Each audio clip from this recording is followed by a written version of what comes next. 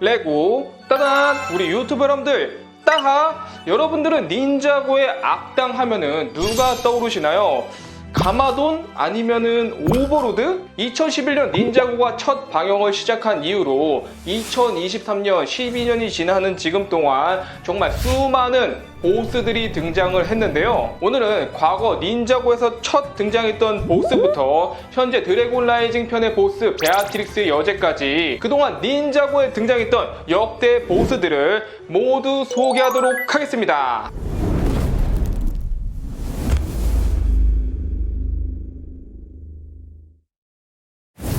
처음 방영했던 닌자고 파일럿 시즌의 보스는 가마돈입니다. 마스터와의 싸움에서 지하 세계로 떨어진 가마돈은 이곳에 살고 있는 해골 군단의 리더 사무카이를 굴복시키고 자신이 이 세계의 새로운 왕이 되었습니다. 가마돈이 아직 팔이 4개가 되기 전의 모습이라 뭔가 지금에 비해 약간 귀여운 것 같기도 하고, 사무카이가 욕심을 부려 황금무기 4개를 들고 배신하려고 하자 오히려 그 힘을 감당하지 못해 자신이 소멸되고 차원의 균열이 열리게 됩니다. 이로써 가마돈이 다시 닌자고로 빠져나갈 수 있게 되어버리죠. 이때 가마돈을 암흑의 성, 불의 신전 같은 제품 등에서 구할 수 있었고요. 분명히 일반 피규어 사이즈인데 이 가마돈이라서 그런지 왠지 더 작아 보이는 느낌이에요. 역시 팔 2개는 좀 어색해. 옛날에 이런 번개가 나가는 듯한 창도 하나 넣어줬고, 가마돈 하면은 이 뼈다귀가 달린 투구, 요것도 정말 상징적이었죠. 바로 이 암흑의 성 제품에서부터 닌자고 악당의 역사가 시작되게 된 것이죠. 진짜 지금 봐도 진짜 멋있어.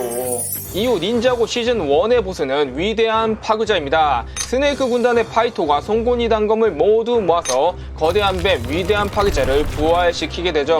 위대한 파그자는 크기만큼이나 이 기본적인 신체 능력이 아주 뛰어나고 먹으면 먹을수록 몸이 커지는 사기적인 능력 또한 가지고 있습니다. 하지만 생각보다 이 지능, 머리는 뛰어나지 않은 것으로 보이고 무적처럼 보이는 신체에도 이마에 녹색 구슬 부분이라는 치명적인 약점이 존재하죠. 최후에는 황금무기 4개를 모아온 가마돈에게 약점을 크리티컬로 적중당해서 결국 쓰러지고 맙니다.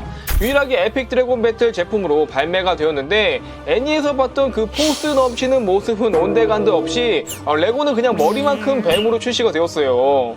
닌자고 시즌2의 보스는 오버로드입니다. 그동안 배후에 숨겨져 있던 닌자고의 절대 악인 존재로 최초의 스핀지축 마스터와 대등한 존재이지만 처음에는 몸을 회복하지 못해서 요런 요정 같은 모습으로 등장을 했어요. 하지만 이후에는 가마돈의 몸을 차지하고 결국 최종 형태인 오버로드 드래곤으로 나타나게 됩니다. 정말 이때 비주얼만큼은 역대 닌자고 악당 중에서도 거의 탑3 안에 들지 않나. 어둠의 힘을 모은 강력한 브라스 공격으로 로이드를 몰아붙이는 등 끝판왕다운 면모를 보여주지만 골드 닌자로 각성한 로이드와의 싸움에서 결국 패배하고 맙니다. 오버로드 드래곤은 레거시 제품으로 출시가 되었는데요. 위대한 파괴자와 마찬가지로 얘도 크기도 좀 작을 뿐더러 디자인도 그렇게 닮게 나오진 않았어요. 그냥 이 제품이 나왔다는 거에 의의가 있는 정도랄까? 시즌2에 이어서 시즌3의 보스도 역시 오버로드인데요. 로이드에게 죽은 줄 알았지만 이 바이러스 형태로 살아있었고 진짜 질기다 질겨. 또한 골드 파워를 흡수해 자신의 육체로 회복해서 드디어 원래 모습까지 되찾게 됩니다. 최후에는 골드 마스터가 된 오버로드는 건물의 빌딩만큼 몸이 커지고 여기에 스핀지축까지 해버리는 등 압도적인 전투력을 보여주죠. 사실상 이때 닌자들이 계획했던 일도 다 틀어지고 속수무책으로 당하면서 엄청난 위기 상황에 빠졌지만 잔이 자신의 몸을 희생한 자폭 공격을 감행해 겨우 오버로드를 물리칠 수 있었습니다. 닌자고 시티 전투 제품에서 이 오버로드를 구할 수 있었고요. 오버로드는 작중에서 다양한 모습으로 나오지만 이 황금 갑옷을 입고 있는 이 모습이 가장 오버로드다운 모습인 것 같아요. 시즌4의 보스는 마스터 첸입니다. 겉으로는 닌자고의 유명한 국수 가게 사장이지만 그의 정체는 아나콘드라의 숭배자로 초능력 무술 대회를 열어 자신의 사악한 계획을 이루려고 하고 있죠. 과거에는 가마돈을 가르쳤던 스승이기도 했는데요. 이때는 빨간 머리에 그래도 꽤 잘생겼는데 아니 그동안 무슨 일이 있던 거야. 첸은 원소 마스터들로부터 힘을 흡수한 원소 지팡이를 사용해 자유자재로 초능력을 사용하고 자신의 계획을 위해서는 딸까지 이용해버리는 아주 비열한 모습을 보여줍니다. 결국엔 그 딸에게 배신당하긴 했지만 말이죠. 결국 아나콘드라이로 변하는데 성공한 첸은 최후의 결전에서 닌자들을 몰아붙이며 승기를 잡습니다. 하지만 가마돈이 자신을 희생해 저주의 땅에 있던 아나콘드라이 장군들을 불러왔고 자기들을 속인 첸을 반대로 저주의 땅으로 보내버립니다. 피규어는 뱀의 속을 콘드라이 콥터 같은 제품에 포함되어 있었고 그동안 나왔던 가마돈이나 오버로드와는 또 다른 느낌의 악당이고 이 피규어가 진짜 잘 나왔더라고요. 첸의 원소 지팡이도 같이 출시가 되었었는데 형태는 비슷하지만 컬러가 좀 많이 달라서 요거는 좀 아쉽지 않나. 개인적으로 첸이 쓰고 있는 이 아나콘드라이 뼈로 만든 투구가 지금 봐도 굉장히 고퀄리티인 것 같아요. 시즌5는 2명을 꼽아야 할 것 같습니다. 먼저 바로 이 모로인데요. 시작하자마자 로이드의 몸을 빼앗아서 이 시즌에 로이드가 거의 출연도 하지 못하게 만들어버리죠. 모로는 바람의 마스터로 닌자들 여러 명을 한 번에 상대할 정도로 강력한 전투 능력을 보여주고 타락한 원소 드래곤을 소환해 드래곤 전함을 뒤쫓는 등 악당이지만 정말 멋있는 모습을 많이 보여주어서 실제로 모로를 좋아하는 팬들도 정말 많이 존재합니다. 과거 모로는 마스터우의 첫 번째 제자였으며 그린 닌자가 될지도 모른다는 뛰어난 자질도 가지고 있었죠. 하지만 자신이 그린 닌자가 아니라는 사실을 알게 된 후 지금처럼 삐뚤어지게 되었습니다. 마지막에는 시즌5의 최종 보스라고 할 수 있는 파멸의 지배자까지 등장해 모로와 함께 최종 공세를 펼치게 됩니다.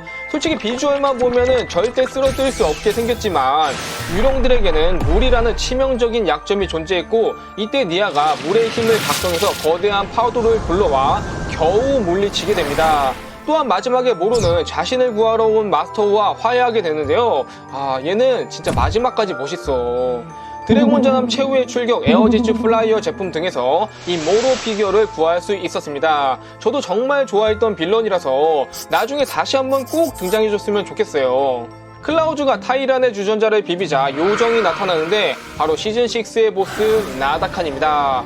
이 닌자고의 시즌이 진행될수록 정말 다양한 빌런들이 나오는 것 같아요. 지니답게 3가지 소원을 들어주는데 사악한 정령이기 때문에 자신이 원하는 대로 해석해서 상대를 결국 파멸에 이르게 한다는 거.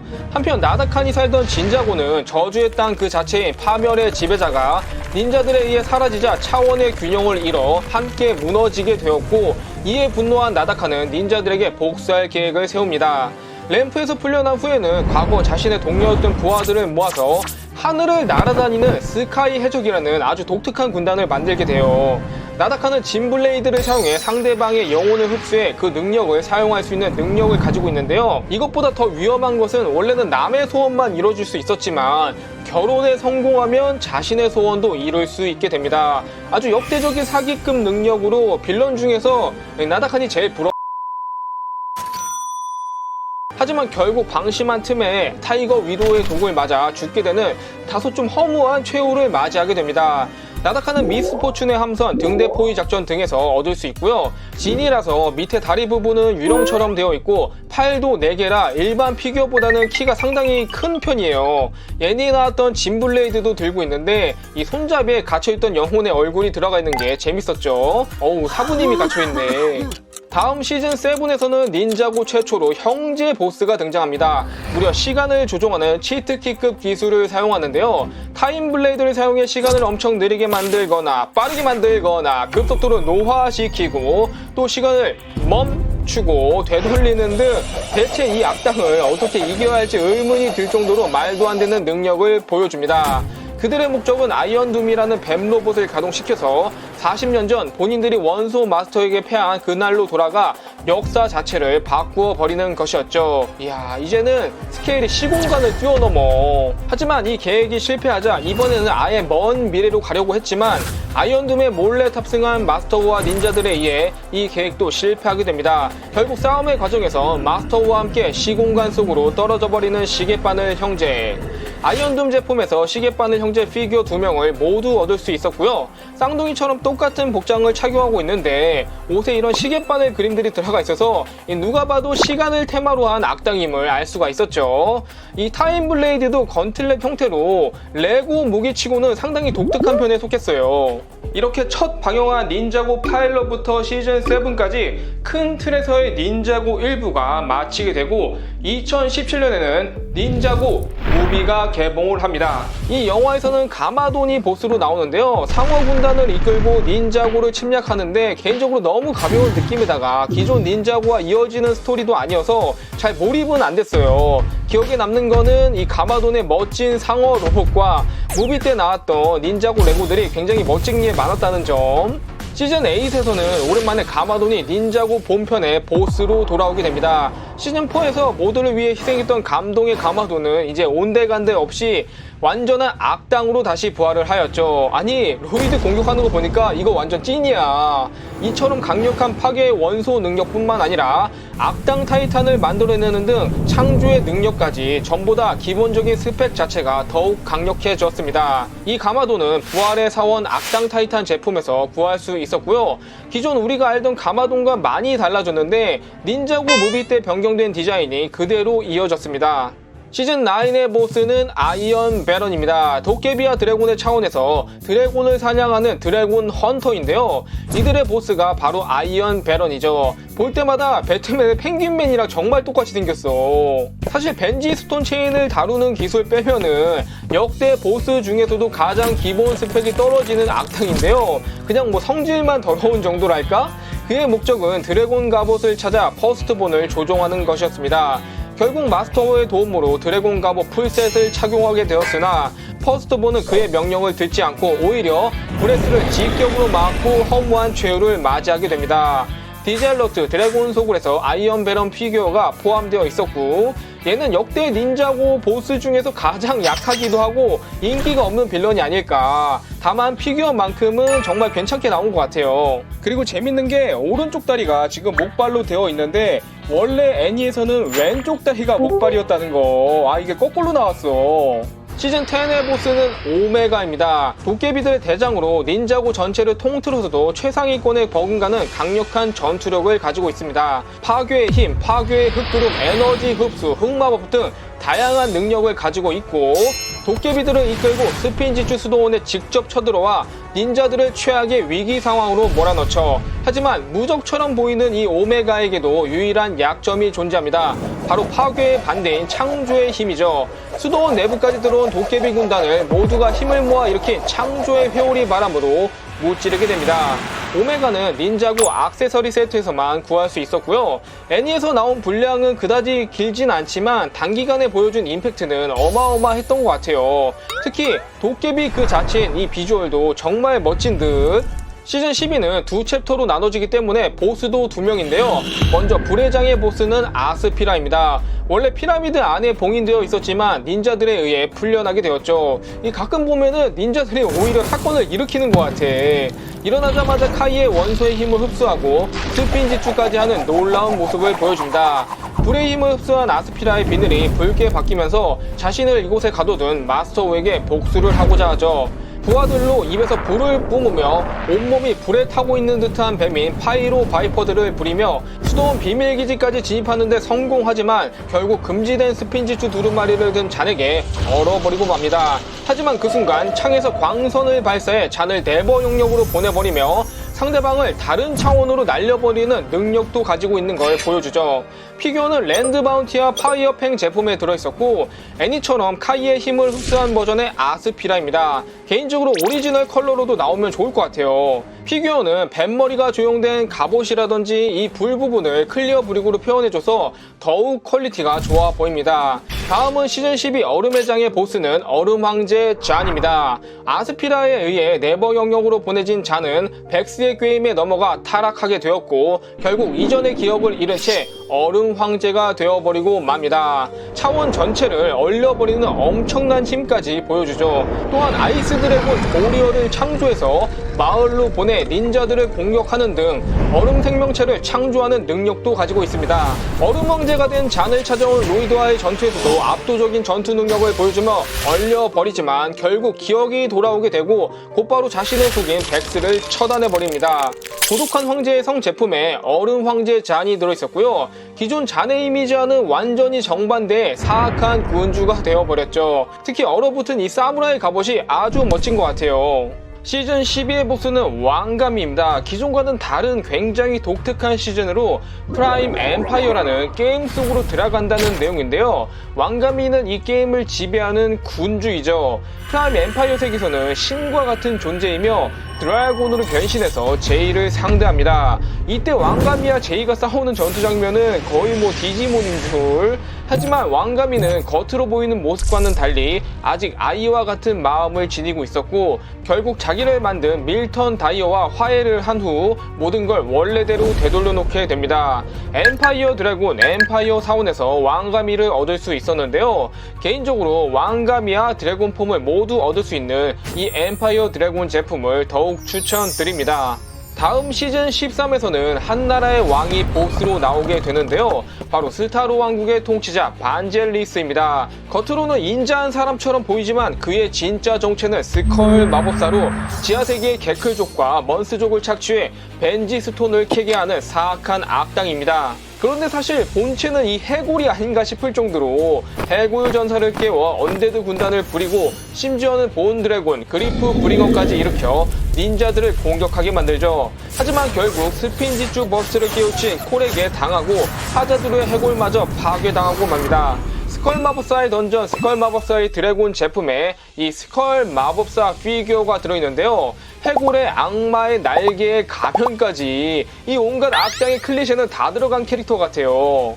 이후 시즌 14에서는 보스 워지라가 등장합니다. 과거의 어린 최초의 스핀지주 마스터를 몰아붙일 정도로 강력한 폭풍의 신인데요. 최초의 물의 마스터 니아드는 워지라의 이마에 박힌 두 개의 부적이 힘의 원천임을 깨닫고 결국 바다와 한 몸이 되어서 워지라를 봉인하는 데 성공합니다. 이후 칼마르에 의해 워지라가 다시 부활하게 되는데 과거 전설처럼 엄청난 폭풍을 일으켜 닌자고를 아예 물에 잠기게 만들죠. 하지만 이때까지 워지라는 칼마르의 창에 의해 세뇌된 상태였다가 창이 부러지자마자 완전히 정신이 돌아오게 되고 워터 드래곤으로 변한 니아에게 번개와 브레스를 차례로 내리꽂으며 전투에 승리하나 했으나 정확히 워지라의 부적을 노린 니아의 공격에 다시 소멸당하고 맙니다. 이쯤 되면은 위대한 파괴자나 워지라는 강철 투구라도 쓰고 싸워야 되는 거 아닌가. 끝없는 바다의 사원으로 이 워지라가 출시되었는데요. 아니 이런 커다란 보스들은 왜 이렇게 너프당해서 나오는 거야. 한 2000피스 이상으로 크게 나왔으면 정말 좋았을 것 같아요. 너무 아쉽죠. 그리고 시즌 15에는 오버로드가 다시 돌아왔습니다. 그것도 이전에 나왔던 주요 보스들까지 전부 모아서 거의 닌자고 엔드게임을 만들어 버렸는데요. 모습도 이전과는 또 다른 모습이죠. 오버로드 얘는 진짜 모습이 몇 개야. 하지만 오버로드는 육체는 그저 껍데기라면서 이번에는 켄타우로스 같은 모습으로 변신을 하였고 닌자고의 진정한 끝판왕답게 가마돈과 로이드가 함께 달려들어도 상대가 되질 않습니다. 과연 이 오버로드를 어떻게 막을지 궁금했는데 닌자들이 황금 무기의 힘으로 소환한 골든 울트라 드래곤이 등장해 브레스 플러스 꼬리치기 콤보로 순식간에 쓰러뜨려 버립니다. 아니 그래도 끝판왕인데 이거 너무 허무하게 당하는 거 아닌가. 이번 싸움에도 패했지만 오버로드는 분명 또다시 닌자고에 등장할 것입니다. 오버로드는 크리스탈 킹의 사원에서 구하실 수 있고요. 얘는 볼 때마다 진짜 비디오에 나오는 캐릭터 같아. 솔직히 만화랑 피규어가 비슷하긴 한데 문제가 이 눈이 뭔가 선글라스를 쓴 것처럼 나와서 더 그런 것 같아요. 차라리 가면을 벗기는 게 더욱더 오버로드다운 모습인 것 같습니다. 가장 최근인 현재 방영 중인 닌자고 드래곤 라이징의 보스는 베아트릭스입니다. 인간 여성이 보스로 나온 건 아마 최초인 것 같은데요. 병합된 차원의 새로운 통치자로 근원의 드래곤들을 잡아 세상을 지배하려는 목적을 가지고 있죠. 자신이 절대자라는 강한 자존심을 가지고 있어서 부하들의 의견을 들으려 하지 않고 오로지 자신이 먼저인 딱 악당다운 성격을 가지고 있습니다. 이처럼 자기중심적인 성격과 로봇을 탑승한다는 것 외에는 아직까지 특별한 능력이 밝혀지지 않았는데요. 왠지 어마어마한 비밀을 가지고 있을 것 같아요. 피규어는 드래곤 에너지 코어 사원과 원소 드래곤 대 여제의 로봇에서 구하실 수 있고, 기존 닌자고의 어떤 빌런들과도 겹치지 않는 뚜렷한 외모와 개성을 지닌 악당 같습니다. 오늘은 지금까지 나온 닌자고의 역대 보스들을 모두 소개해 봤는데요. 어둠의 크리스탈이라는 정말 큰 챕터가 끝나고 현재 이제 드래곤 라이징 편에 새로운 시즌이 시작된 만큼 이 베아트릭스, 얘는 또 어떤 일을 벌일지 너무 또 궁금하더라고요. 앞으로 벌어질 이 일들은 제가 고정 댓글에 남겨둔 링크를 통해서 여러분들도 함께 보실 수 있습니다. 여러분들은 이 수많은 닌자고의 보스들 중에서 누가 가장 마음에 드시나요?